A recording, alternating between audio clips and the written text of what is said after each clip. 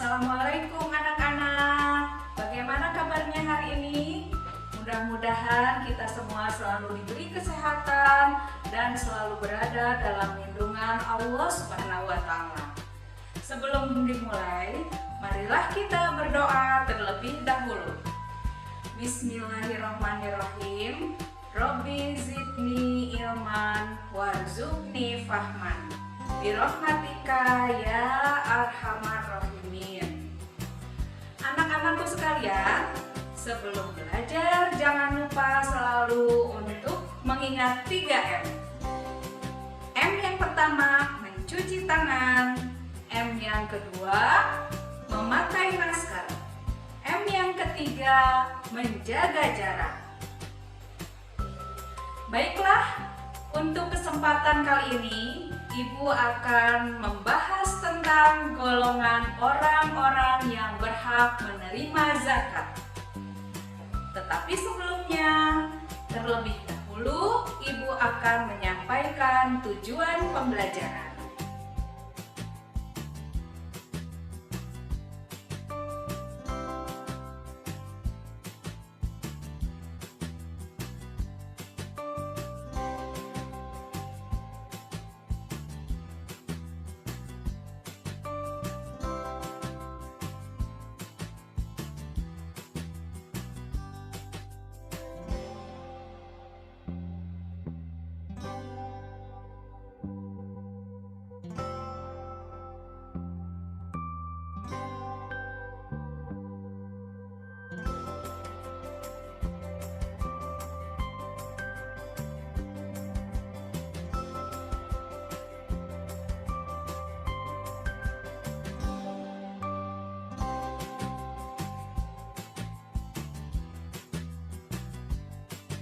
Nah, anak-anakku, sudah siap?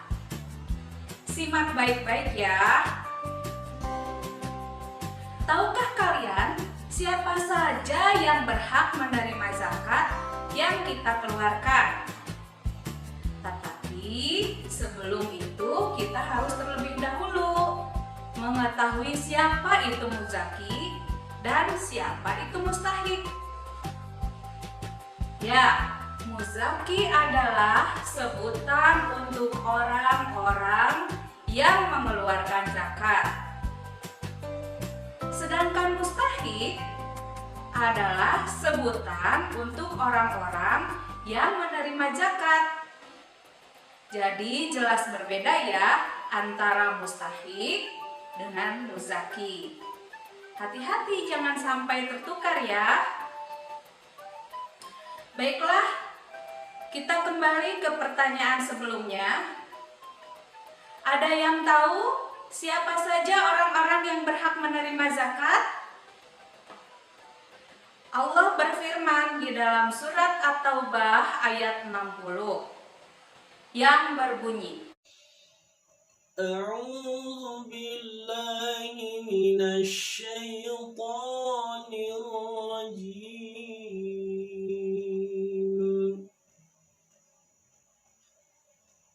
Bismillahirrahmanirrahim. Innamas shadaqatu lil fuqara'i wal masakin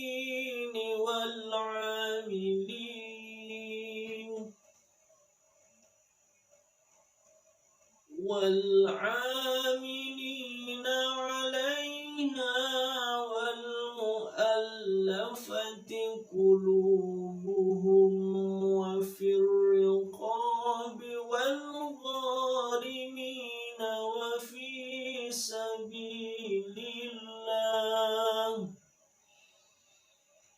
wa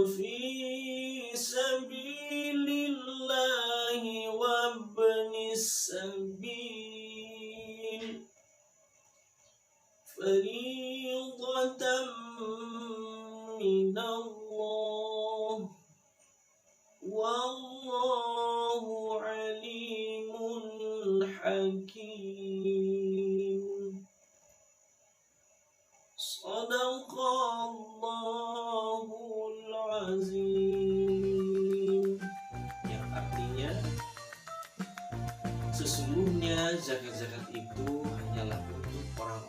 fakir, orang-orang miskin, pengurus-pengurus zakat, para mu'allaf yang dibujuk hatinya untuk memerdekakan budak, orang-orang yang berhutang untuk jalan Allah, dan untuk mereka yang sedang dalam perjalanan sebagai suatu ketetapan yang diwajibkan Allah.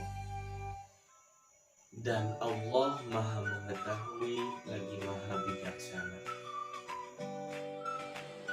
Jadi ada 8 golongan orang yang berhak menerima zakat. Siapa saja ya? Baiklah, kita bahas satu persatu.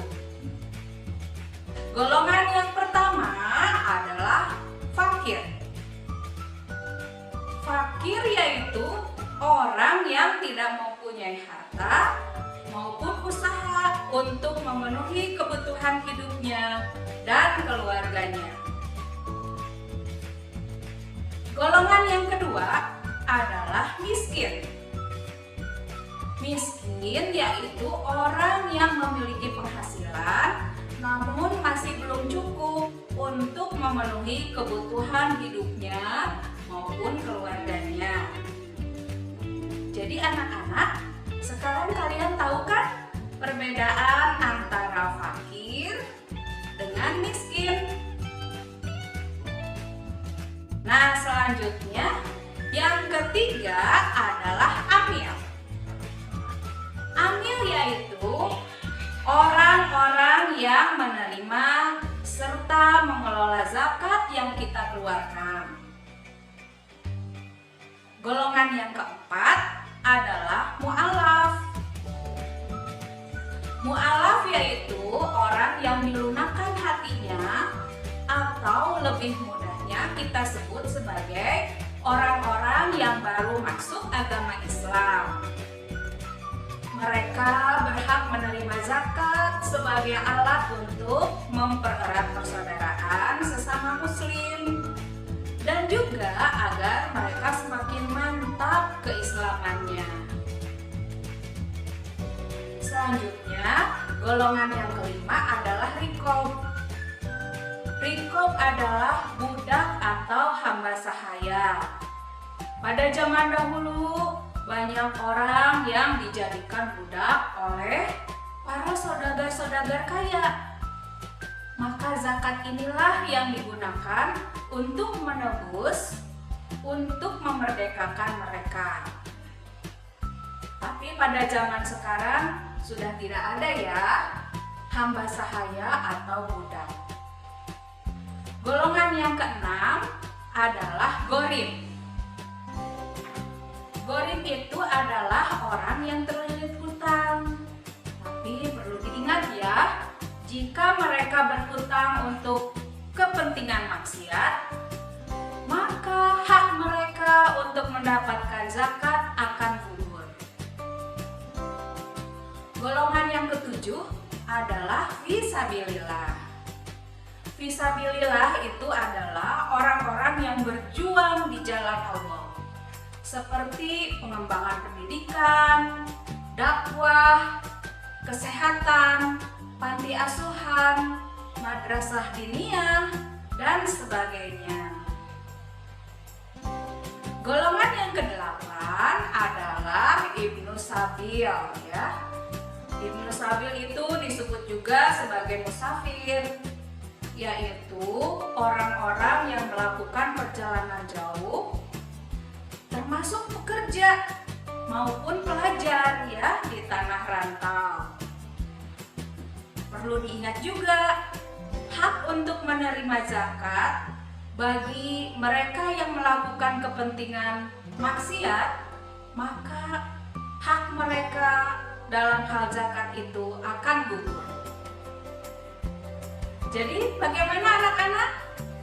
Sudah tahu kan 8 golongan yang berhak menerima zakat yang kita keluarkan? Ayo kita ulangi lagi. Coba sebutkan apa saja. Yang pertama adalah fakir. Yang kedua adalah miskin. Yang ketiga amil. Yang keempat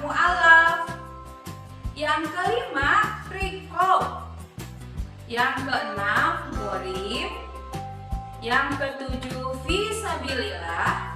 Dan yang terakhir adalah ibnu sabil. Jadi mulai sekarang kalian tidak perlu ragu untuk berzakat ya. Nah, karena apa? Berzakat itu akan memberikan keuntungan ya bagi mereka yang menerimanya, yaitu membantu meringankan beban mereka. Dan bagi yang mengeluarkan zakat, tentu saja akan mendapatkan pahala dari Allah Subhanahu wa Ta'ala. Ya, baiklah, apabila sudah mengerti, Ibu akan memberikan tugas berupa 5 buah soal yang berhubungan dengan materi yang baru saja kita bahas bersama. Ini soalnya.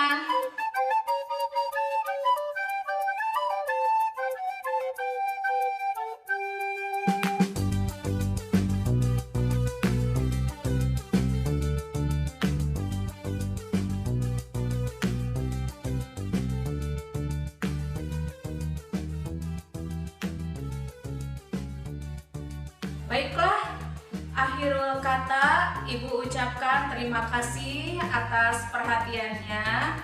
Mudah-mudahan dapat bermanfaat ya untuk kalian semua materi tentang zakat di dalam kehidupan kita sehari-hari. Mohon maaf bila ada kekurangan dalam penyampaian materinya. Dan akhir kata kita tutup dengan membaca doa. Subhanaka Allahumma wa bihamdika asyhadu alla ilaha illa anta astaghfiruka wa atubu ilaik. Wassalamualaikum warahmatullahi wabarakatuh.